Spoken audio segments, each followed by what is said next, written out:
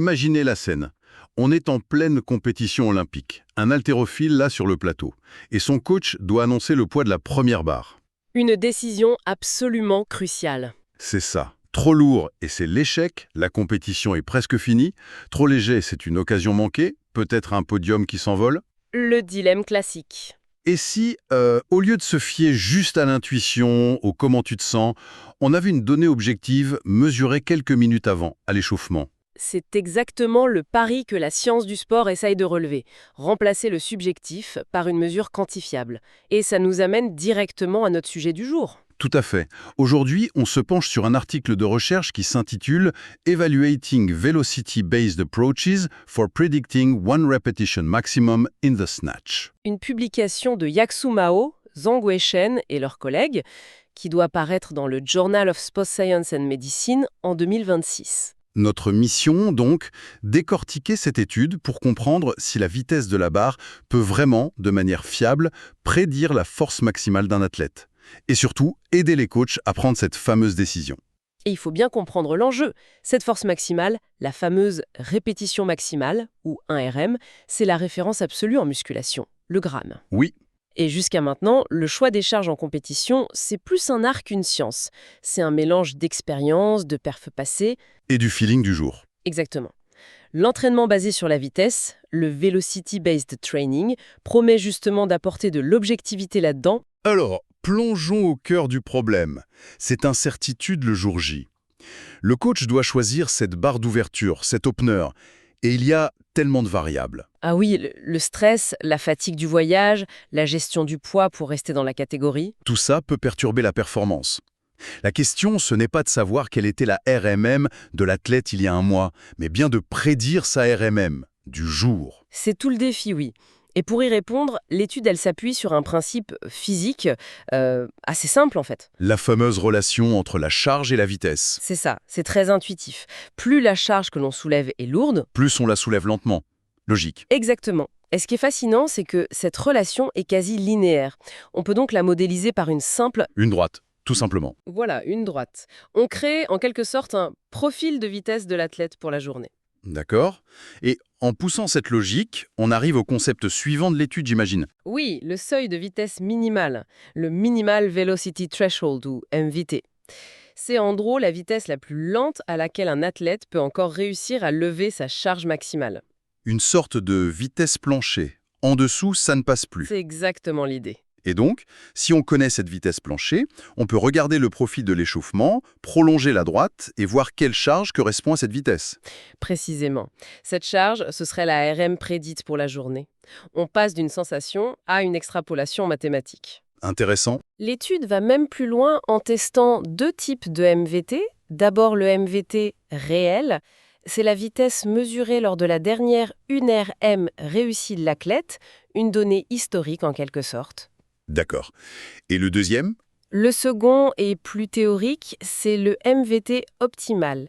Il est calculé mathématiquement, a posteriori, pour annuler l'erreur entre la prédiction et le résultat réel d'une même session. C'est un MVT parfait. La grande question est donc, est-ce que l'un de ces MVT, mesuré une semaine avant, peut prédire avec précision la performance une semaine plus tard? C'est la question à 1 million. Le cadre théorique est clair et plutôt élégant, mais la théorie, c'est une chose. Comment est-ce qu'ils ont testé ça sur le terrain? Alors pour le protocole, ils ont été très rigoureux. Ils ont pris 14 jeunes haltérophiles de compétition. Des compétiteurs, c'est ça. Pas des débutants. Non, non, pas du tout. En moyenne, ils avaient presque 16 ans, mais déjà 5 ans d'expérience. Des jeunes aguerris. Et le déroulement des tests? 2 sessions à 1 semaine d'intervalle. Dans chaque session, les athlètes faisaient des levées à l'arraché, le snatch, à différents pourcentages de leur record. 50%, 70%, 80% et 90%. Une phase de profilage, en somme. C'est ça. Et après, ils augmentaient la charge jusqu'à atteindre leur maximum du jour. Et pendant tout ce temps, un capteur de position linéaire, Un transducteur. oui, un transducteur, attaché à la barre, qui enregistrait la vitesse de pointe de chaque levée. D'accord. Donc, ils se retrouvent avec deux ensembles de données très complets. Le premier objectif, j'imagine, c'est de vérifier que tout ça est cohérent. C'est un point essentiel. C'était bien le premier objectif. Vérifier la fiabilité des mesures. Est-ce qu'un athlète est constant d'une semaine à l'autre? Et le deuxième, bien sûr, c'était de tester la précision des prédictions. Exactement. Prédire la RM de la session 2 en utilisant seulement les données de la session 1. Et ils ont testé plusieurs manières de faire ça. Oui, plusieurs scénarios. Le plus complet, prendre le profil de vitesse de l'échauffement de la session 2 et y appliquer le MVT, réel ou optimal, mesuré en session 1. Assez lourd en calcul, ça. Oui. Et ils ont testé une approche plus simple, plus pragmatique. Celle que les coachs pourraient vraiment utiliser en compétition. C'est ça, mesurer la vitesse sur une seule barre, disons à 80%, et voir si ça permet de réajuster la prédiction du jour. Une méthode quasi instantanée. Le protocole semble solide. Alors, la question que tout le monde se pose, est-ce que ça marche? Bon, commençons par les bonnes nouvelles. La fiabilité. Les données de base sont stables. La force maximale réelle des athlètes a très peu bougé d'une semaine à l'autre. Le coefficient de corrélation intraclasse, le CCI, était de 0,98. Ah oui, c'est presque parfait. 1.0 serait une fiabilité absolue. On en est très proche. C'est un excellent point de départ. Et pour les vitesses elles-mêmes, c'était aussi stable. Là aussi, c'est jugé acceptable. Les CCI pour les vitesses et les MVT étaient entre 0,76 et 0,90. Donc oui, les athlètes avaient une signature de vitesse assez consistante. La fondation est solide. Bon, les mesures sont fiables. On peut passer à l'étape suivante, la prédiction. Est-ce que les modèles ont réussi à prédire la performance? Alors, c'est là que le tableau devient plus nuancé. Ah. Il y a des réussites, c'est indéniable. Les méthodes les plus précises, celles qui utilisent les MVT ou les vitesses sur des charges lourdes, comme 80% ou 90%, ont donné des erreurs moyennes assez faibles, Faible, c'est-à-dire? entre 2,6 et 4,1 kg. Attends, une erreur de 3 ou 4 kilos? Pour des athlètes qui lèvent plus de 100 kilos, ça semble tout à fait acceptable pour choisir une barre d'ouverture. Ça a l'air prometteur. Sur le papier, oui, c'est encourageant. Par contre, premier gros bémol. Oui, Les prédictions basées sur les charges légères, 50% et 70%, étaient beaucoup moins précises. L'erreur grimpait jusqu'à presque 10 kg. ah, 10 kilos, là, c'est énorme. C'est la différence entre une barre réussie et un échec cuisant. C'est beaucoup trop pour être exploitable, on est d'accord? D'accord. Donc, première leçon pratique, si on utilise cette méthode, il faut le faire sur des barres d'échauffement déjà conséquentes. Mais le plus intéressant, il me semble, ce sont les biais cachés que l'étude a révélés. Absolument, et c'est le point le plus important de l'étude. Le premier problème majeur, c'est ce qu'on appelle le va-osier, le biais proportionnel. Biais proportionnels. Qu'est-ce que ça veut dire concrètement? Ben, pour faire simple, le modèle n'était pas juste pour tout le monde. Il se trompait de manière systématique selon le niveau de l'athlète. Ah oui, c'est-à-dire qu'il se trompait toujours de la même manière. Oui, il surestimait la force des athlètes les plus forts du groupe, et à l'inverse, il sous-estimait la force des athlètes les plus faibles. D'accord, je vois.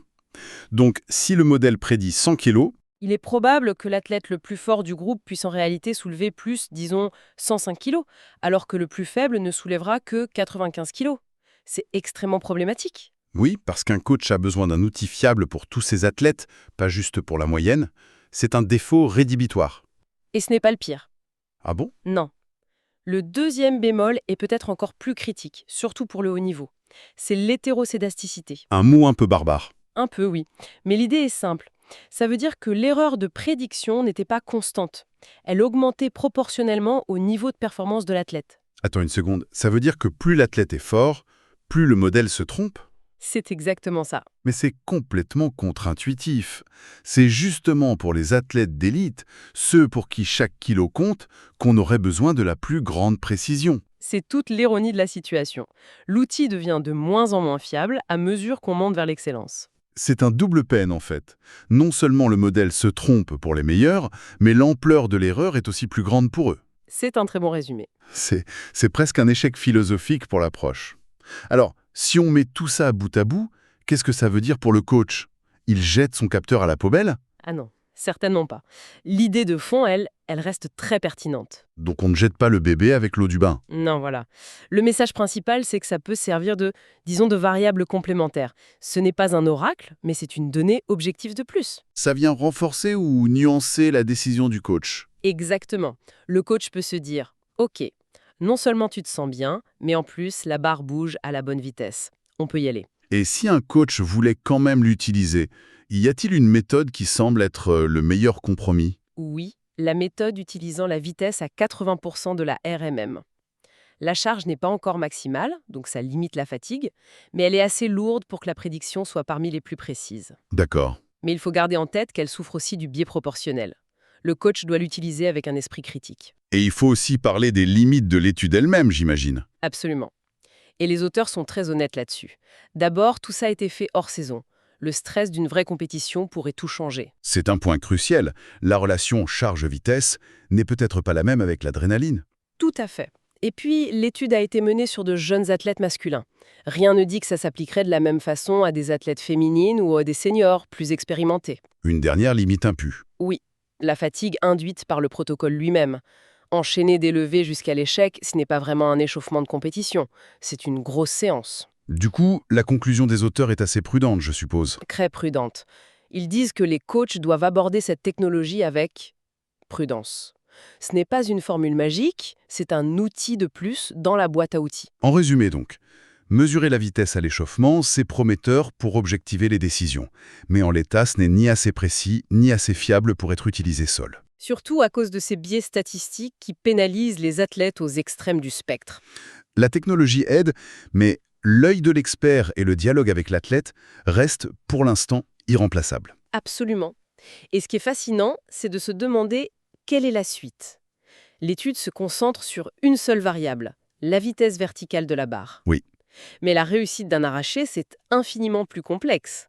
Ça dépend aussi de la trajectoire horizontale, de la hauteur de la barre, de la vitesse de l'athlète pour se glisser sous la barre. Donc tu suggères que la vitesse verticale n'est qu'une petite pièce d'un puzzle beaucoup plus grand. Exactement.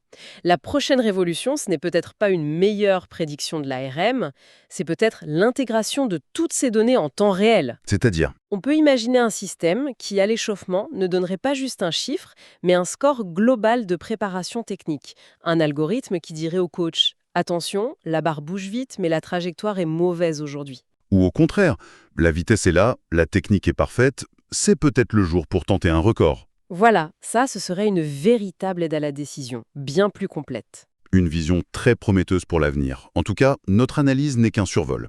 Pour celles et ceux qui veulent plonger dans les détails, on ne peut que recommander la lecture de l'article original de Yaksu Mao et ses collaborateurs dans le Journal of Sport Science and Medicine.